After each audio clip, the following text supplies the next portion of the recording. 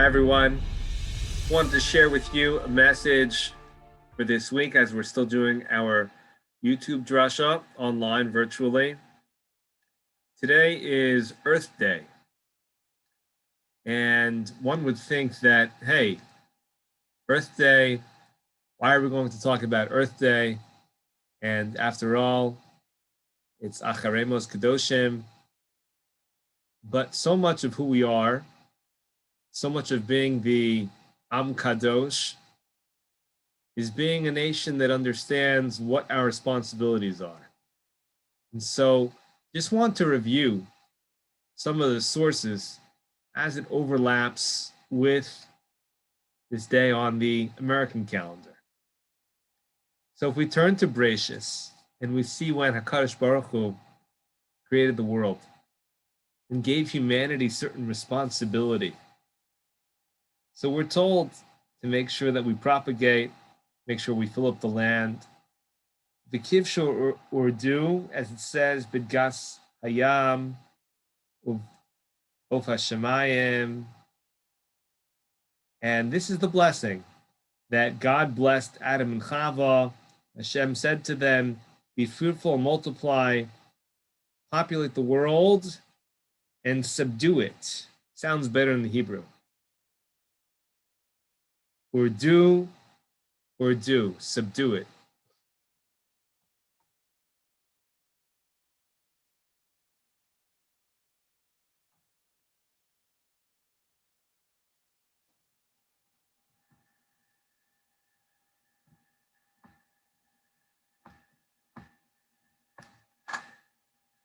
There's an additional source that perhaps drives the point home a little bit more. Subduing it, meaning subjugated, meaning it's ours, meaning we have a responsibility towards it. So, the pasuk tells us in the second parak of Bereshis that Hashem took Adam and Chava, put them in Gan Eden, la'avda u'lashamra, to work the garden, and to safeguard it, and to keep it.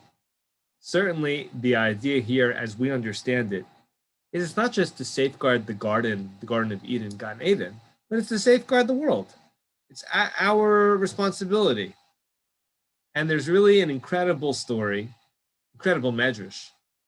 It is beautiful medrash. One of the most incredible midrashim found in Koheles Rabbah. Listen carefully. B'shah shebara HaKadosh Baruch Hu, it's Adam Harishon, the time that the Almighty created Adam, Natlu v'echsiru al kol ilane Gan Eden. He took him around to all the trees in the garden. V'amar lo, Ramase kama no'im mishabchim heim. Look at all of these creations. See how beautiful they are. Hashem's talking to Adam. See how beautiful everything is. How praiseworthy it is. I've created it for you. It's yours. You're the highest on the totem pole. You're the one that was created last, the most developed. It's yours. It's your responsibility to take responsibility for the world, for the environment. Do not destroy my world. Do not damage my world. Hashem is telling Adam, I'm taking you around, I'm showing you everything that's great in here. Now take care of it. Don't damage it, don't destroy it at all. And then he gives the reason.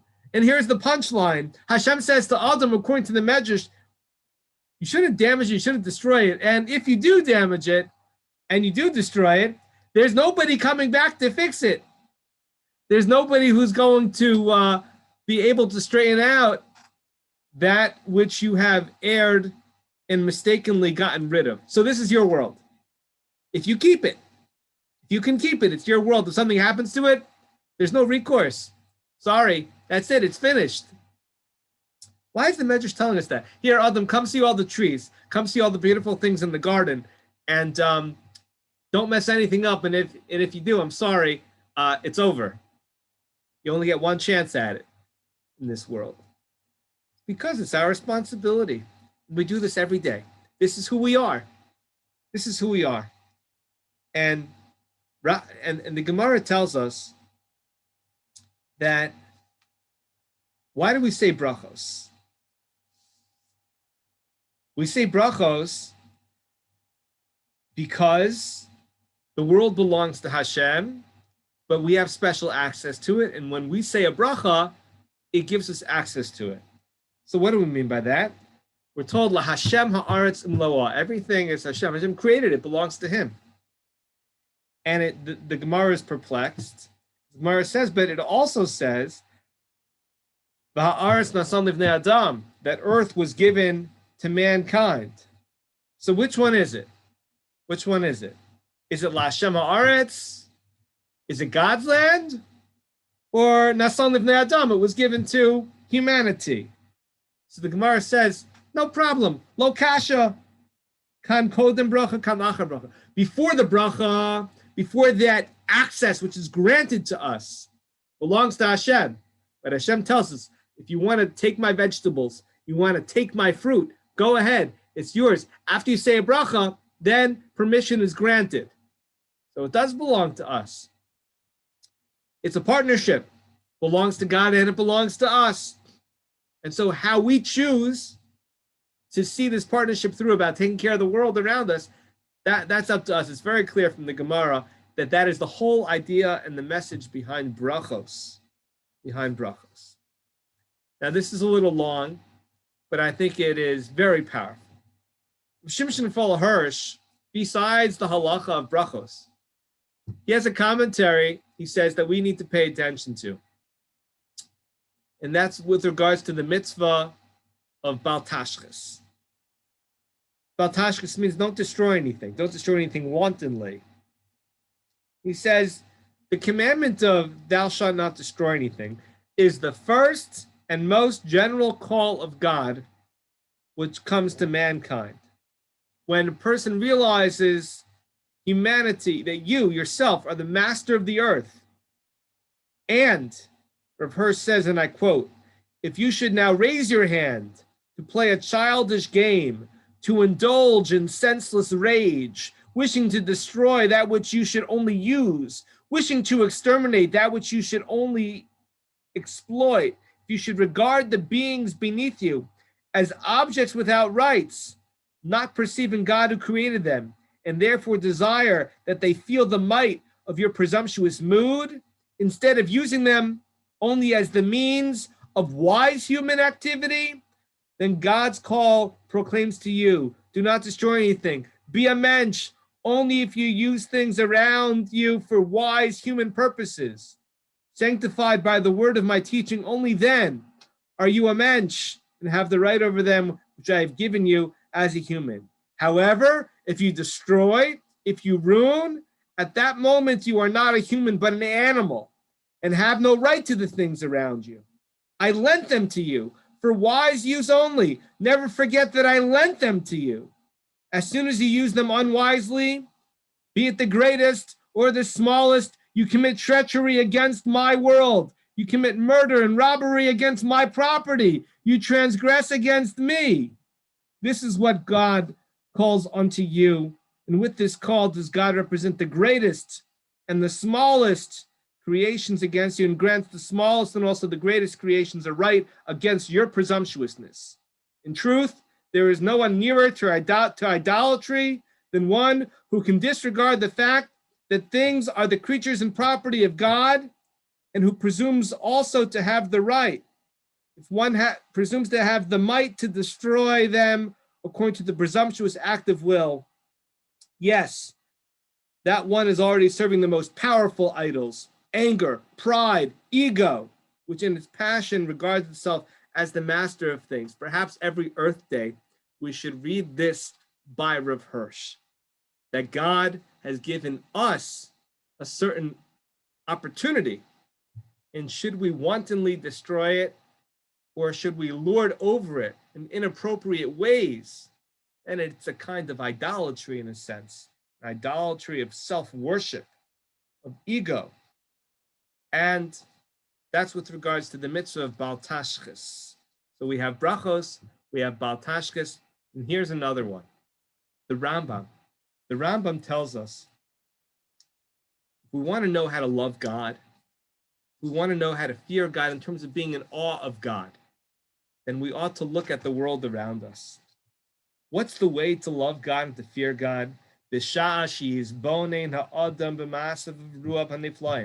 look at God's wonders, the wonders of the world, these great wondrous things all around us. Be in awe of them.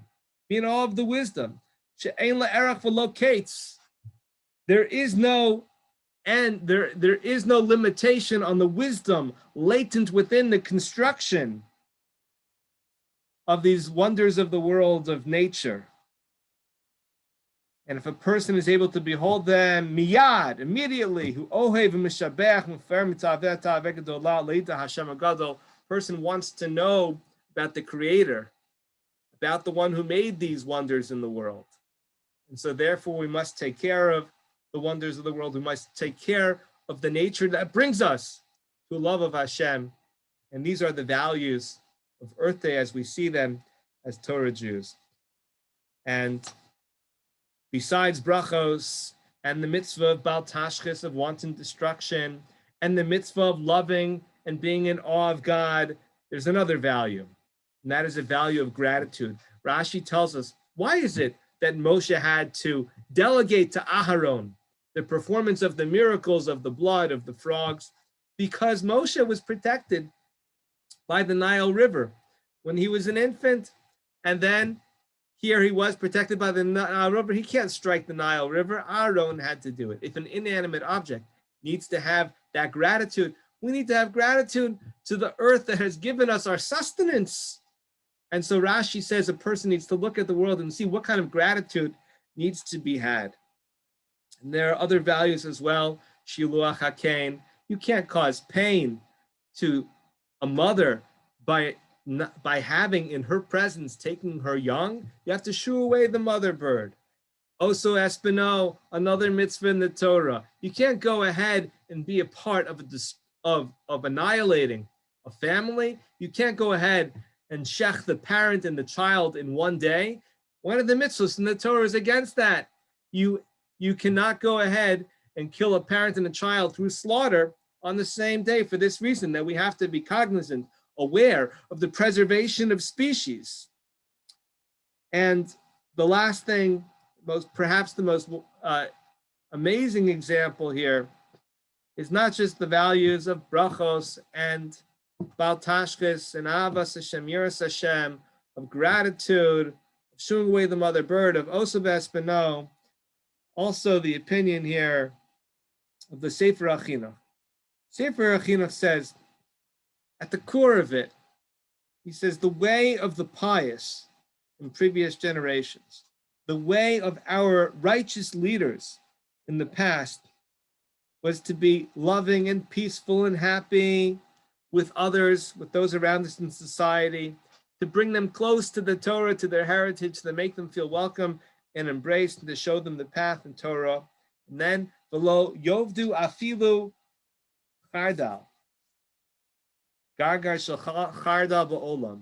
Do you know what else besides the righteous people of bringing in and having a more inclusive, knowledgeable, spiritual community, a Torah community? You know what else but to find them right there? It talks about drawing people close to Torah. It says also part of the characteristic of this individual is they never even they didn't waste anything. They never even wasted a mustard seed.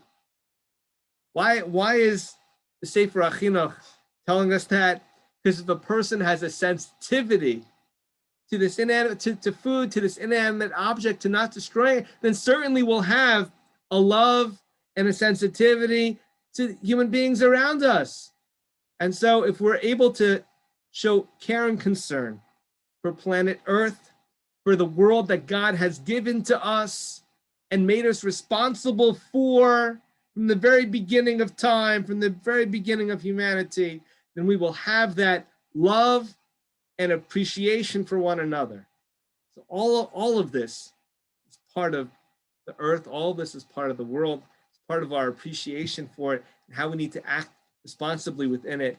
Hope that some of these ideas will be helpful as we look around at the environment, as we look around about what we can do to be responsible actors upon this world stage, to represent the best of the values of Torah accordingly. Thank you and have a great Shabbos.